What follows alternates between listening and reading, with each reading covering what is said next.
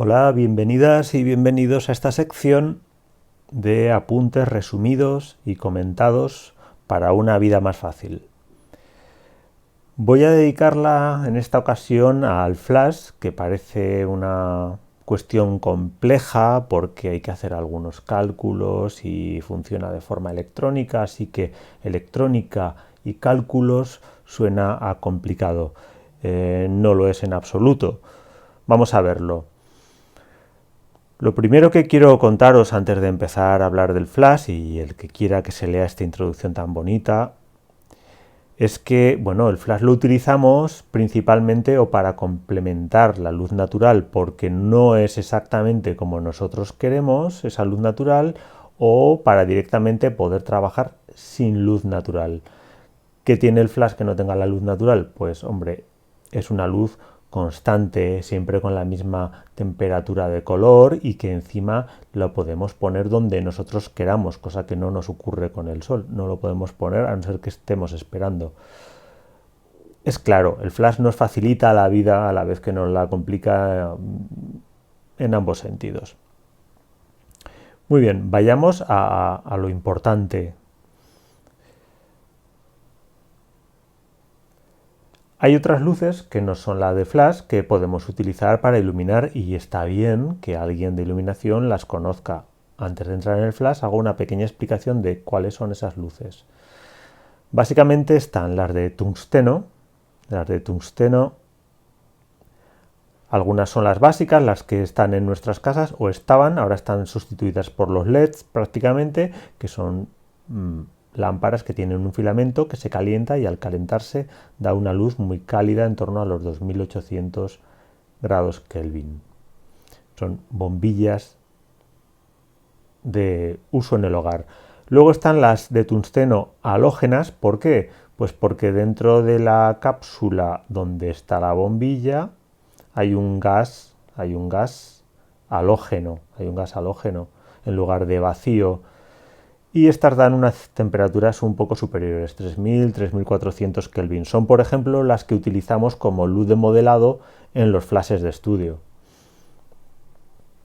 Luego están las lámparas de descarga, que lo que hacen es, digamos que hacer pasar la electricidad muchas veces en un segundo por ellas, y hacen que los átomos de gas que hay en su interior se exciten con estas idas y venidas del voltaje y produzcan luz en esa excitación.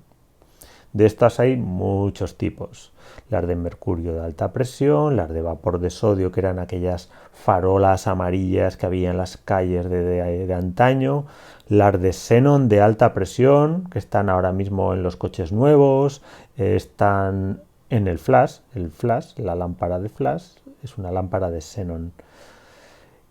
Y las lámparas de vapor metálico y halógeno o HMI, muy utilizadas en el cine porque dan una luz muy potente y con una temperatura de color muy parecida a la luz del sol. Así que lo lógico, teniendo temperaturas parecidas a la luz del sol, sería utilizar en fotografía la luz de flash de xenón y en cine las HMI, ya que es luz continua. Bien, esas son las luces que prácticamente utilizamos. Además existen las lámparas fluorescentes, que ya sabéis, pues también tienen un gas aquí dentro, por aquí anda un gas, y con las idas y venidas de nuevo del voltaje de un electrodo a otro, pues ese gas se excita y produce luz. Bien, los fluorescentes en general, salvo los profesionales, suelen tener unas luces muy malas. ¿Qué quiere decir muy mala una luz? Pues fijaos que nos da aquí un par de líneas de color y prácticamente nada por aquí, así que su nivel de reproducción de colores es muy mala, porque si tengo algo, por ejemplo, que sea rojo y esta luz apenas tiene rojo, mal me lo va a reproducir. Tienden a dominantes verdes sobre todo y amarillentas. Muchas más luces, pues sí, mira, la luz natural es fantástica, lo cubre todo, la bombilla incandescente también lo cubre todo, aunque da un tono mucho más cálido. Los halógenos, igual que la incandescente, dan tonos más cálidos, pero no tanto, recordad, 3200 Kelvin más o menos, 2000 más o menos por aquí. Y luego están los LED, ¿vale? No nos importa mucho. La de vapor de sodio, la de las farolas que había antes amarillas, pues ya veis, es normal que den amarillo, es que solo tienen amarillo. ¿Ok? Bien, son datos que está bien conocerlos, no son fundamentales, pero un técnico de iluminación tiene que saber que existen diferentes lámparas y que esta es una lámpara HMI, que esta es una de halógenos, ¿de acuerdo? Vale. Pero vamos a lo que nos interesa en este tema, las lámparas de destello, las de flash. Bueno, hay que saber principalmente que a mitad del siglo XIX, más o menos por el siglo XIX, bueno, al principio, sobre la mitad, se empezó a utilizar la lámpara de flash, que se le ponía una especie de pólvora, polvor de magnesio, y que hacía un destello que muchas veces terminó quemando barrios enteros. Fue en la década de 1880-1890 cuando más se utilizó este flash. Era un gran descubrimiento, o sea, se podían hacer fotos de noche. Habían pasado muchos años cuando ya se empezó a utilizar el flash electrónico en cámara. Más bien no era electrónico, más bien era simplemente una bombilla que con un sobrevoltaje se fundía.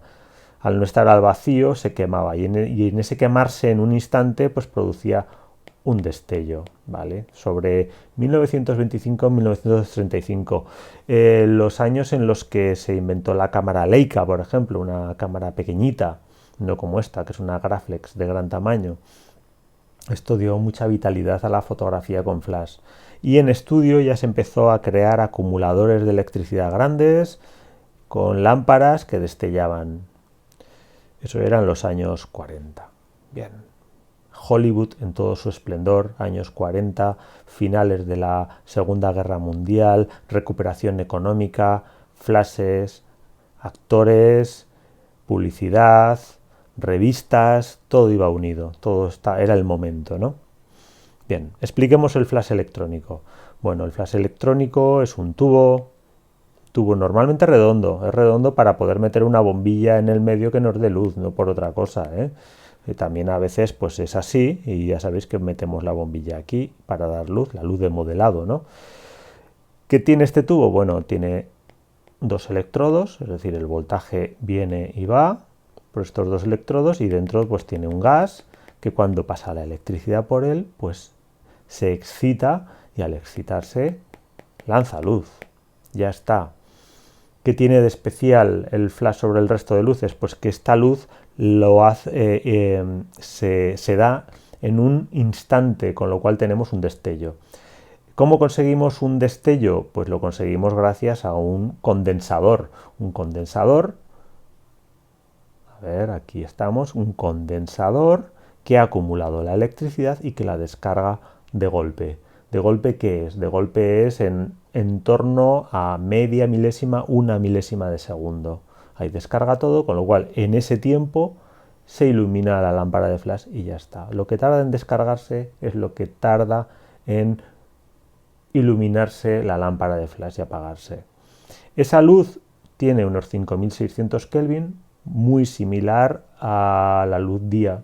Así que la podemos combinar con la luz día perfectamente, ya que vamos a tener más o menos la misma temperatura de color.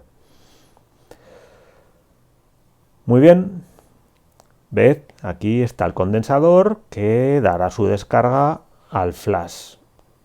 Aquí están los condensadores de este flash que dan su descarga al flash. Hay flashes incorporados en las cámaras, hay flashes de cámara externos, hay flashes de estudio, ¿de acuerdo? Se utiliza una zapata en las cámaras, bueno, es un flash anular, no tiene más importancia.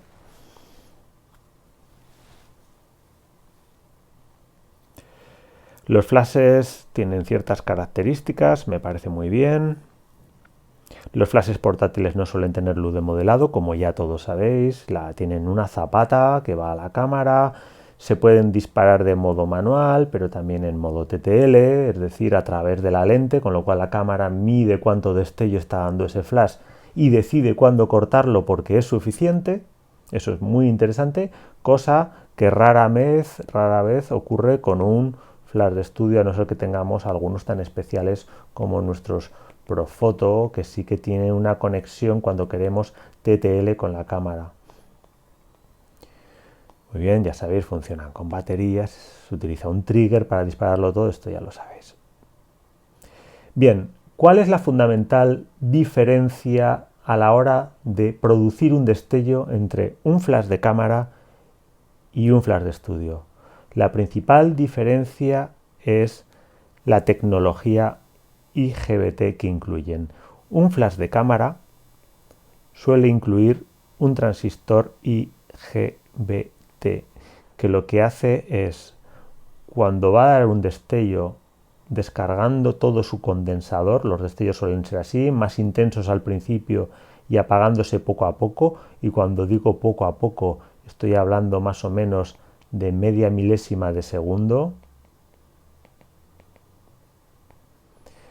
Pues con la tecnología IGBT, cuando la célula del flash o la lente de la cámara en un TTL ha detectado que ya ha llegado suficiente luz, aquí para y ya no destella más, esto ya no destella. Toda esta electricidad se queda en el condensador esperando. Así que me queda toda esta electricidad, el condensador se vuelve a cargar el trocito que le faltaba y ya está. ¿Que cambio el objeto y lo pongo más oscuro? Pues de repente destellará y de repente necesitará más luz porque es más oscuro y el TTL detectará que hasta aquí ha sido suficiente y hasta aquí habrá destellado. Eso es la tecnología IGBT que va en los flashes de cámara. ¿Qué pasa con los flashes de estudio? Que salvo excepciones como los Profoto, que para eso tienen TTL y al tener TTL necesitan una tecnología IGBT que corte el destello, porque no hay otra forma de controlar un destello.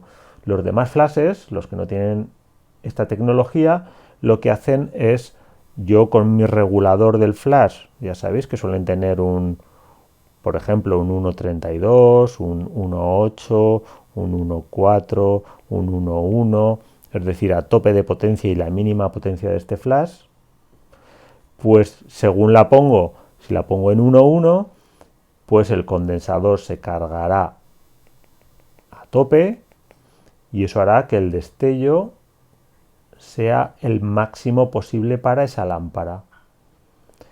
Y si lo pongo a menos potencia, por ejemplo a 1.32, pues el condensador, vamos a sacar la goma de borrar, el condensador aquí se cargará menos y entonces este destello no será tan fuerte, sino que será más flojito. Durará el mismo tiempo, pero será más flojito, de menor intensidad. Aquí no hay un corte, ¿verdad? Aquí lo que hay es un disparo con menos intensidad. ¿Qué cosas nos aporta esto? Bueno, pues es que cuando hay un corte de destello, como nos ocurre en la tecnología, a ver, que lo encuentre de nuevo, como nos ocurre en la tecnología IGBT, resulta que aquí hay la luz del flash al principio es más fría y al final es más cálida, y entonces si los cortes del flash son muy rápidos, tenemos una luz más fría. Por ejemplo, esto podrían ser 6000 Kelvin, y si la recogiéramos entera, pues a lo mejor serían 5500 Kelvin, mientras que en un flash de estudio siempre hace todo el recorrido, sea con mayor potencia o menor potencia, así que siempre tendremos la temperatura de color igual, aunque en la práctica no ocurre tan así. Bueno, pues todo esto es lo que explico en esta parte. Ya veis, la luz azul al principio, la luz más cálida al final, bueno, todas estas cuestiones. Cómo está hecho el flash, que tiene un condensador, que tiene una célula, un generador, una lámpara de destellos, que hay una luz de modelado, que hay una luz de flash, que la luz de flash, mirad aquí, esta luz de flash pone que tiene, ¿cuánto? 3200 vatios por segundo, es decir, 3200 julios. La luz entra por aquí, bueno, la electricidad salta por aquí con un montón de voltaje, y aquí los átomos ¿de qué eran los átomos? Perdón, es que le estoy dando con el dedo al lado derecho y se me va cuando quiere. ¿De qué eran los átomos? Eran de xenón, un gas noble. A veces se meten otros gases nobles y tierras raras añadidas en pequeños porcentajes para conseguir que el espectro de esta luz, pues sea más completo, sea un poco más rojo, un poco más azulado, pero en general todo lo que llevan es xenón. Pues este xenón se ilumine. Aquí tenemos el espectro del flash y fijaos bien, el espectro del flash no solo contiene luz visible, no solo contiene luz visible, no solo contiene luz, porque la luz por definición es visible, sino que tiene otros espectros electromagnéticos que no vemos. Por ejemplo, el ultravioleta y el infrarrojo. Más allá del rojo está el infrarrojo.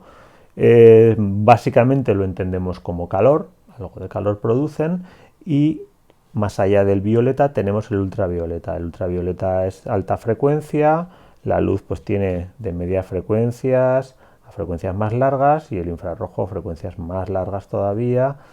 Y el ultravioleta es peligroso. El ultravioleta produce cáncer y produce cataratas y este tipo de cosas, así que es normal que las lámparas del flash, este cristal que tenemos aquí, tenga un filtro para que no deje pasar el ultravioleta, para que a muchos destellos de flash no los deje pasar. Eso es una cuestión de seguridad. Bien, una de las cosas que más asustan sobre el flash, ¿cómo medimos su potencia? Bien, muy fácil, aunque parezca muy difícil, muy fácil. En los flashes de estudio solemos medir la potencia con un número que nos da el propio flash, que suele escribir en su propio modelo. Por ejemplo, cuando tenemos un flash que se llama no sé qué 500, pues lo que nos está diciendo básicamente es que es un flash que es capaz en su máxima potencia de generar 500 vatios segundo, es decir, 500 julios de trabajo. Y en los flashes de cámara, no nos lo suelen expresar así. Es una cuestión, no lo sé si es técnica o es cultural de tantos años, no nos lo suelen expresar así. Nos suelen dar un número guía. Guía, sí. ¿Por qué? Porque nos guía sobre cuál es la potencia de ese flash. En un número guía puede ser, por ejemplo, un 22. Un número guía 22, por ejemplo, en un flash, pues nos está dando una idea de qué potencia tiene ese flash. Desde luego es mucho más fácil entender qué vamos a obtener de un flash con un número guía que con la cantidad de julios que tiene. Es bastante más fácil. ¿Por qué? Porque el número guía es igual a la distancia a la que vamos a colocar un objeto multiplicada por el diafragma que nos va a dar ese objeto a esa distancia. Normalmente se considera esto ISO 100. En un ejemplo, si mi número guía es un 22, eso quiere decir que a una distancia de 1 metro, un objeto tendrá un diafragma 22, necesitará de un diafragma 22. Un flash número guía 22 a 1 metro me dará un diafragma 22.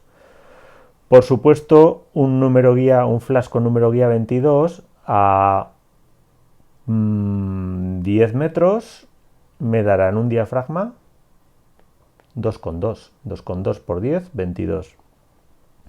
Me da una buena indicación, ¿no? Me da una buena indicación de qué cantidad de luz da ese flash. Los 500 vatios es más una cuestión para profesionales del estudio, para tener muy claro que si tengo un flash de 500 vatios y tengo uno de 1000 y los voy a poner juntos, el de 500 vatios, me va a dar la mitad que me va a dar.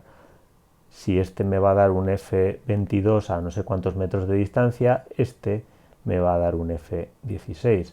Es para entender las relaciones entre ellos. Y por supuesto, cuando tengo un flash de estudio de 250 vatios segundo o julios, tengo un flash de estudio poco potente. Ahora, cuando tengo un 3200, tengo un flash que destella que no veas. Esa es la diferencia principal. Vale, luego ejercicios con números guías. Bueno, pues por ejemplo un número guía 36, un diafragma 2, ¿a qué distancia estará el objeto? Si con un número guía 36 estoy obteniendo un diafragma 2, pues muy fácil. 2 por la distancia 18, número guía 36, lo tendré a 18 metros. Muy bien, es que es muy sencillo, ¿eh? Aquí más problemas con números guías. Si el número guía es 36, un diafragma 9 a 4 metros. Haced la cuenta y os saldrá aquí pues ejemplos gráficos para que veáis cómo va cayendo la luz. Un diafragma 22 con un número guía 22. Con un número guía 22, pues a 1 metro tendremos un diafragma 22, a 2 metros un diafragma 11, 2 por 11 22, a 4 metros un 5,6, 4 por 5,6 22, a 8 metros un 2,8, 8 por 2,8 22, bueno, ya lo veis, ya os hacéis una idea, ¿no? Ejercicios cambiando la ISO, porque resulta que no hay que perder de vista que al cambiar la ISO, cada 2 pasos que subo, aquí pone el ISO, la ISO, perdón, duplico el número guía. Así que si paso de 100 a 400, he subido 2 pasos la ISO, el número guía, si era por ejemplo 50, se convertirá en 100, lo duplico. Al subir 2 pasos, tengo que multiplicar por 2 el número guía. Sencillito también. ¿Cómo se sincroniza el flash con la cámara? Bueno, ya lo sabéis. El flash se sincroniza primero a través de unos aparatos que utilizamos como los radiofrecuencias, los triggers de radiofrecuencias, los triggers de infrarrojos, el cable de sincronización o directamente a la zapata. Pero ¿qué es lo que pasa cuando tengo una velocidad alta en la cámara? Pues cuando tengo una velocidad alta como una milésima de segundo, lo que pasa es que las dos laminillas recorren el sensor sin que esté totalmente expuesto el sensor en todo momento, sino que se va exponiendo en este recorrido. ¿Qué problema me da eso? Bueno, pues como ya sabéis, si disparo un flash es que solo se me va a iluminar esto, con lo cual voy a tener negro y negro por todos lados. Eso es terrible. ¿Cómo se soluciona eso? Con el modo HSS de los flashes, de algunos flashes, donde lo que hace, en lugar de dar un destello, y si este destello te ha caído aquí, pues aquí te ha iluminado eso, en lugar de hacer un destello así, lo que hace es durante más tiempo, da muchos destellos. Así que en este recorrido que está teniendo la cortinilla, al estar dando muchos destellos en esta línea de tiempo, en su recorrido va entrando la luz constantemente. Por supuesto, para un flash dar muchos destellos, le quita potencia. No puede dar en cada uno de los destellos tanta potencia como tiene ese flash. Ese condensador no puede cargar tanto. Pero es una solución para poder disparar, por ejemplo, a un 4000 o a un 1000 o a un 8000, donde nuestras cortinillas pues van a ser cosas así, donde solo entra esa luz y se va moviendo a lo largo, así que por ahí va entrando la luz por esa ranura mientras se mueve. ¿Qué es la primera y qué es la segunda cortinilla de la que habréis oído hablar? ¿Qué es disparar a la primera y a la segunda cortinilla? Súper fácil. Cuando estoy disparando pongamos a un 250avo de segundo, estoy haciendo un disparo bastante cortito,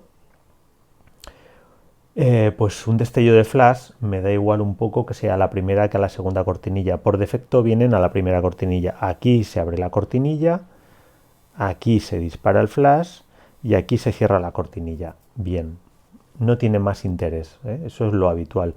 ¿Qué pasa cuando fotografío algo en movimiento y quiero que la luz ambiente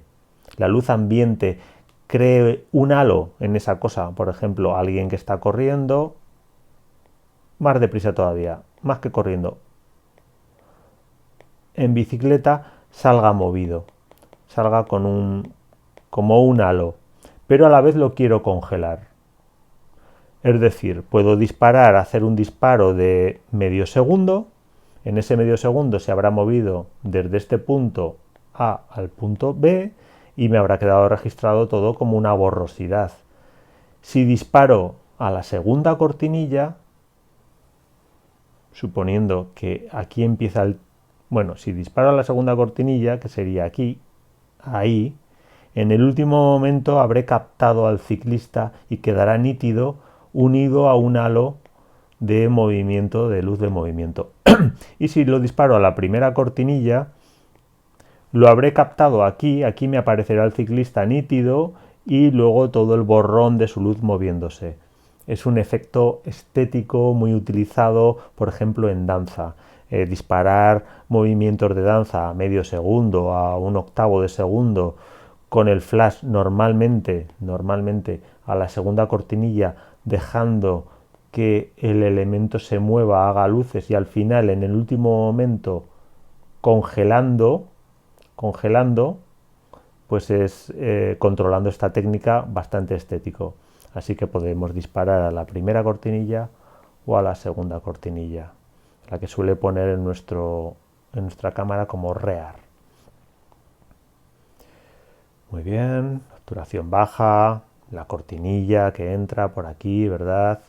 Los obturadores centrales no ocurre esto. Bueno, esto no tiene mucha importancia porque no vais a utilizar casi nunca un obturador central, pero las cámaras que tienen obturador central, pues este se abre entero y se cierra entero, con lo cual cuando está abierto dispara el flash y ya está, no hay problemas de cortinillas. Muy bien, aquí no hay problemas de cortinillas, aquí dispara el flash, aquí entra la primera cortinilla, ¿lo veis? Aquí está la primera cortinilla, si disparara aquí, dispararía a la segunda cortinilla. Aquí dispara a la primera cortinilla, aquí aparece y luego aparece el barrido, y aquí aparece el barrido y antes de que cierre la cortinilla, antes de que baje, dispara el flash. Esta es a la segunda cortinilla. En el último momento, antes de que baje la segunda cortinilla, dispara el flash. Muy bien. Formas de conectar los flashes, ya lo sabéis, los flashes se ponen en una zapata, se utilizan con un cable, hay conexiones a las cámaras, conexiones a los flashes, hay adaptadores, no es muy importante, estos son triggers de infrarrojos, ya sabéis que disparan porque los flashes tienen una célula que capta esto. Que mejor utilizamos los triggers de radiofrecuencias, los RF, los de radiofrecuencias, que pues eso, emiten radiofrecuencias y lo captan. Además les podemos poner un canal, son como walkie-talkies, y así hacemos que no disparen los flashes que no queremos. Muy bien. Flashes en modo manual, bueno, todo flash en modo manual se suele poder controlar su potencia. Esto es de flashes muy viejos, ya no se suele controlar así. Flashes en TTL es como se suele utilizar en un reportaje para no tener que estar midiendo manualmente la luz. A 1.1 es a tope de potencia del flash. Y esto sería siempre en manual, a 1.1 en manual. Y en TTL pues va a decidir el flash a través de lo que vea por la lente pues cuánto tiene que disparar. Por supuesto también le puedo decir que quiero que me lo dispares en TTL pero que me sobreexpongas un diafragma. Bueno, pues entonces entenderá la luz que hay y dirá, vale, pues le voy a añadir suficiente luz como para que haya un diafragma más. ¿Cómo funciona el TTL? Bueno, la luz llega al objeto, entra en la cámara dice ya basta de luz y le dice al flash corta por aquí. Esa es la forma de funcionar del TTL. Entonces el destello de flash se corta y solo ha entrado la luz necesaria. Ya os lo he contado antes. El modo automático es parecido al TTL, solo que en lugar de entrar por cámara esa luz, el propio flash tiene una célula que cuando la luz viene rebotada, pues dice, bueno, parece que ha sido suficiente la luz que me ha llegado y corto, ¿no? También una tecnología IGBT.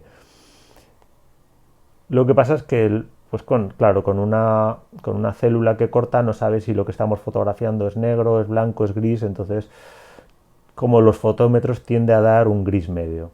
Así que si disparamos sobre una pared negra, intentará sobreexponerla para que sea un gris medio y si es una blanca, intentará subexponerla. Muy bien, todas estas cosas, el fotómetro, bueno, ya sabéis que tiene una esfera difusora y que vemos el diafragma que nos pide. Muy bien, no hace falta que empolléis esas cosas.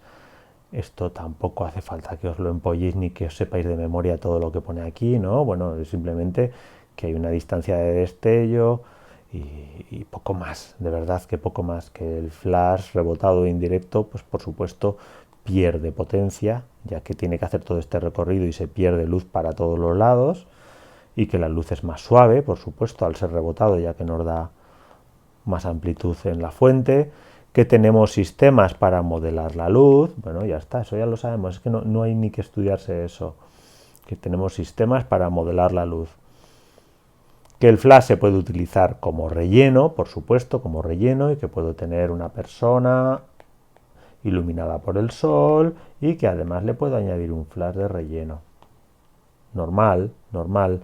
Por cierto, que es muy de examen, pues decirte que si tengo un sol, una persona iluminada por el sol y el sol me está dando un F16 y el flash tiene un número guía 11, por ejemplo, pues a qué distancia tendré que poner el flash para que me dé un diafragma, no sé, 11, pues la mitad de 11, por ejemplo, 5,6, 5,6 para que me dé un diafragma 5,6, pero a la vez no tener un diafragma 16 con el sol, sino un diafragma 11. Bueno, pues ya sabéis que si tenía una velocidad de un 125, tendré que subirla a un 250 para bajar del 16 al 11, y que teniendo un flash a 1 metro con un número guía 11, pues lo tendré que alejar a 2 metros para obtener un número guía 5,6. Ese tipo de cosas son las que realmente me interesa que sepáis manejar, porque os crea una forma de trabajo ya intuitivo, sabiendo cuándo bajo la velocidad, cuándo acerco el flash, cuándo subo la potencia, cuándo meto un filtro, cuándo cambio, ¿no? Es la base de vuestro trabajo. Bien, aquí simplemente explico que es importante cuando hacemos una foto con flash en ambiente, primero disparar sin flash, ver cómo nos va a salir y luego añadir el flash. Así tenemos el fondo como nosotros queremos, en el punto que nosotros queremos. En cuanto al flash de estudio, ya sabéis cómo se sincroniza, esto ya lo hemos visto, no tiene ningún misterio, que tiene en modo automático a veces el flash de estudio, como en nuestros Profotos sí. Esto ya es redundante, acumula la energía. ¿Dónde la acumula? Por Dios, ¿dónde acumula la energía? En un condensador, ¿verdad? Que es como una pila, solo que en lugar de descargarlo lentamente, lo descarga de golpe. Bien, los julios, bien, no tiene más historia. Sistemas de medida, los vatios por segundo, el número guía. No os preocupéis mucho por eso. La potencia lumínica, bien, esto es más de luminotecnia, los beam candle power por second, ¿vale? Bien, os lo dejo para luminotecnia, no os pido que os aprendáis esto porque además ahora mismo no os va a servir y no lo tenéis que calcular. ¿Qué es lo que manejáis? La sensibilidad ISO, la velocidad de obturación, que ya sabéis que en el flash no afecta hasta que entra la cortinilla, la apertura del diafragma y la distancia del flash al sujeto. Eso es lo que tenéis que controlar. Y de ahí la fórmula del número guía. El número guía es igual a la distancia por el diafragma. El número guía es igual a la distancia por el diafragma. Y con eso calculáis cualquier cosa. Todos estos cálculos, de verdad, no creo que os sean necesarios. Están en los apuntes para quien quiera profundizar más, para quien quiera tener unos apuntes el día de mañana amplios y que le valgan para otras cosas, por si algún día tiene que dar clase, pues tampoco está mal, pero no necesito que sepáis que un número guía nuevo se calcula con el antiguo más la raíz cuadrada de... Vale, no os preocupéis por eso. No os quiero amargar con esas cosas. Equipo habitual, bueno, pues el equipo habitual es este flash, un flash que tiene todo dentro, tiene el generador dentro, ¿verdad? Es un tipo monoblock, se llaman flashes monoblock. Luego están los que solo tienen la antorcha y va unida a un generador aparte. Estos no son monoblock, son generadores más antorchas, generadores más antorchas. Luego utilizamos triggers, utilizamos reflectores de diferentes tipos, ya veis. ¿Por qué? Porque reflejan, vamos a ver, no tiene más historia, reflejan la luz. Utilizamos difusores como las cajas de luz, también conocidas como, en inglés, softbox, también conocidas como ventanas, y que a veces encima, en función de su forma, en el mundo de la fotografía las conoceréis. Por ejemplo, esta tiene 8 lados, esta es una ventana octa, y si es una ventana muy alargada, sobre todo para fotografiar botellas, pues es una stripe, que creo que se escribe así, ¿no? Otros difusores, mira, colgados en un trípode, mejor lo podríamos poner en un trípode Century, ¿verdad? ¿Os acordáis del trípode Century? Con un ceferino y una espada, bueno, también lo tendríamos ahí. Esto es un palio que lo que hace es un gran difusor de luz. Aquí se pondría la persona, aquí abajo, y le podríamos poner flashes que iluminaran este palio y le dieran una luz de ventana muy grande. Sería esto, pero en gigante. O directamente con la luz del sol también nos daría una luz suavecita, difusa, ¿de acuerdo? Concentradores de luz, ¿vale? Pues tenemos cosas que concentran. Este lo concentra con lentes tipo Fresnel, este simplemente lo que tiene es un agujero por el que sale la luz. Luego, concentradores de luz que evitan que la luz se vaya hacia los lados, siempre se llaman panal de abeja. Los hay pequeñitos para colocar, por ejemplo, en los reflectores que van al flash, se colocan aquí estas rejillas para que la luz vaya así y no se vaya hacia los lados y no nos molesten cosas que no queremos. Y estos que se ponen en esta ventana, por ejemplo, está en esta octa, que hace lo mismo, que son de tela. Bueno, ¿qué es lo que nos permite esto? Pues que la luz salga, pero que no se vaya hacia lados que no quiero que se vaya. Formas de controlar la luz, de cortarla, bueno, pues ya sabéis, banderas, todo esto son banderas, cartones negros, telas negras, exposímetros, trípodes, filtros de colores y poco más. Otras fuentes de iluminación, se pueden meter pues desde linternas hasta lo que queramos y ya está. Parece mucho, pero han sido 4 cosas. 2 tipos de flash, el de cámara y el de estudio, cómo se comunican entre ellos y la cámara, cómo funciona el de estudio y el de cámara, qué cosas le puedo poner encima, y luego sobre todo a aprender un poco de matemáticas, de saber calcular, pues oye, este flash tiene un número guía 90, este me va a pegar un pepinazo de luz, porque con un número guía 90 quiere decir que me daría un diafragma 90 a 1 metro de distancia. Madre mía, con un diafragma 90 tengo para mucho. Si tengo un número guía 90, y los hay flashes de mano que tienen un número guía 90. ¿Qué diafragma me dará a 10 metros? Pues a 10 metros me dará un diafragma 9. 9 por 10, 90. O sea, ya me hago la idea de que a 10 metros tengo una buena luz. ¿Ok? Vale, pues estas son las cosas del flash y yo creo que no os tiene que quedar casi ninguna duda sobre esto. Espero que os haya ayudado. Me despido. Adiós.